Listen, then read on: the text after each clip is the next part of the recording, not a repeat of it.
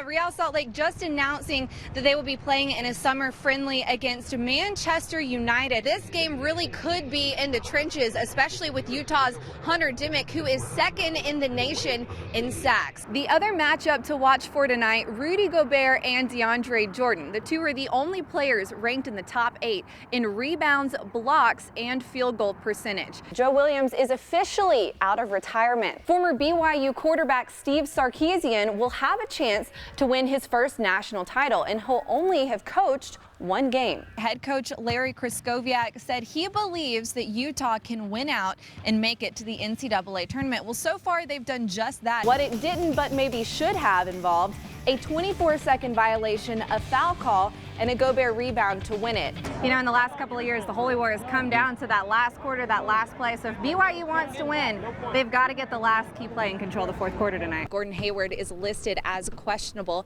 as the Jazz host the Pelicans. Only 9 games left in the regular season. It's an interesting time to have this press conference, especially amid all of the drama with RSL firing head coach Kassar. Now, yesterday, Manchester United announced in a press conference that they'd be taking a 2-week tour to the U.S. and will also be visiting Washington, D.C., Los Angeles, and Santa Clara. They have never played Real Salt Lake or in Utah for that matter. Last season, RSL also had a friendly with Inter Milan. Jordan Allen, he did make a goal to give them an early lead, but ultimately they lost 2-1. And a year ago, the club decided to bring big teams like this into Salt Lake to give players the opportunity to compete against some of the best. These guys, to get on the same field with them and see the guys that they watch on Saturday mornings, to get to play against them, it's a special night.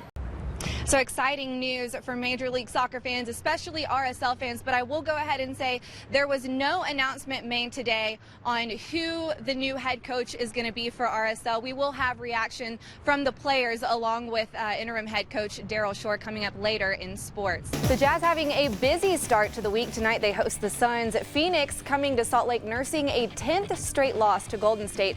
Meanwhile, Utah returns motivated off a tough win in Los Angeles last night without head coach Quinn Snyder, George Hill, Derek Favors, and Alec Burks. Oh, and by the way, their bus got stuck in traffic of LA. The Jazz arrived late to the Staples Center. Dante Exum with the moves here, a crossover, and what a layup for the high school draftee. Rodney Hood looks clear open for that dunk. Jazz up 17-8. Lakers ball now. Lewis Williams, a tough shot, makes it and one with the foul. And hello, Rudy Gobert, another Utah slam. Late in the third, Brandon Ingram with a 12-foot fadeaway, but LA trails by 15. Joe Ingles' playtime, well worth it, a 26-foot 3-shot. The Lakers tried to make a late comeback, but were shut down. Rodney Hood, 2 there of a 16, and with Igor Kokoskov as the fill-in, Jazz win it 107-101. It was big. Quinn's our leader. He's been with us the whole year since he's been here, every day. And we just hope we get the feeling better, and we got to keep it going until he gets back. We did a good job moving the ball. We got stagnant at times, but when we moved the ball, we got overshots. I hit one, Trey Lyles hit one, Shelvin made some big plays, Gordon. It was a team effort. We could have folded, but I think it was a good job by us. The Jazz and Suns tip off tonight at 7 p.m. Well, also tonight, Utah Valley and the Runnin' Utes meet up for, get this, the first time ever in basketball. Utah players expressed their excitement Monday about going against some very familiar faces. Kenneth Ogilvie began his career at Utah and is now on the Wolverines roster, leading in scoring and tops the nation in three-point shooting. UVU also has 2 assistant coaches who graduated from the U. Having former teammates play there, and I know a lot of the other guys that are there, so it'll be fun playing against them. UVU is going to be a great game, and I'm looking forward to playing with those other guys, and then moving forward into the Pac-12 season. I'm really looking forward to that competition and playing at a high level every game. Well, sad news out of Boulder today. Former University of Colorado and Chicago Bear running back Rashawn Salaam has passed away. He was 42 years old. Salaam was the 1994 Heisman Trophy winner, a first-round draft pick by the Bears. Although he only stayed with Chicago 3 years, the California native became the youngest player in the NFL history to rush for 1,000 yards. That record has stood for 21 years. Sad news. Sad news, and they're still trying to figure out how he passed away. Ethan Feinschreiber was diagnosed with autism at age 3, but thanks to Taekwondo, you'd have no idea. His mother got him involved in the sport because he needed more exercise and would be forced to interact with others. Almost immediately, she noticed a change. He felt more confidence about himself. It helped him kind of come out of his shell. And he started to do well enough that the instructors suggested we get him involved in some competitions. For the first day, it was just learning those new moves, and it started getting me interested. Like, I can learn this stuff and I can memorize this stuff, and then I can do more of it. He came to one of our tournaments we were promoting, and we said, you're a nice kid. You're outgoing. You're competitive. Would you like to join our team? Soon enough, Ethan was entering into national competitions, and after taking first place, his next goal was to win a world title. After 3 years of training and competing, he did it.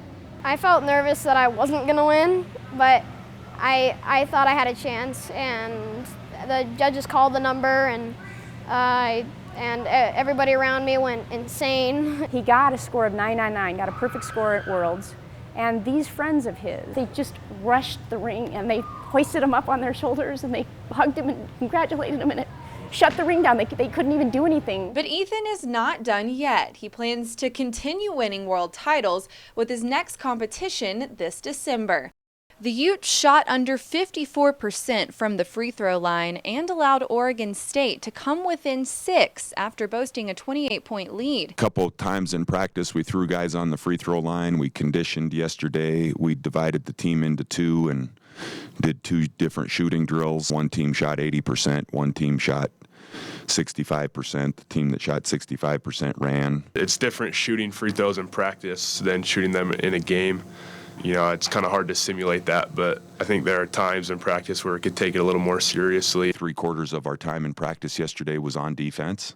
We're going to have to shift gears a little bit today and tomorrow because Cal's a really good defensive team and we've got to execute and make some plays. But Utah and Cal are incredibly similar. They're both 15 and 6 overall and have season leaders shooting an average of 15.6 points per game. However, the importance of getting the win remains the same. We wouldn't be in this situation if all those other previous games weren't just as important.